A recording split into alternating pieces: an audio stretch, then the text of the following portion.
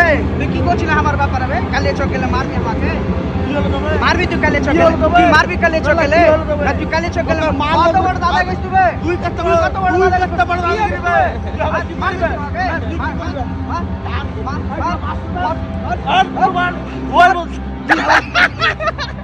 তো গাইস আমরা বিশাল বড় একটা প্র্যাঙ্ক করছিলাম তোমার সাথে। গোপনের কথা ছিল ভাই, আজকে রাজ খুললাম, গোপনে কিছু করিস না ভাই। একটা আমাকে মেসেজ করে কইছিল আমার ভিউ যায় না, তুমি একটু আমার ব্যবস্থা করে দাও। ভিতরে গল্প করিস না, আর গল্প করিস না ভাই, এটা ভিতরে রাজ।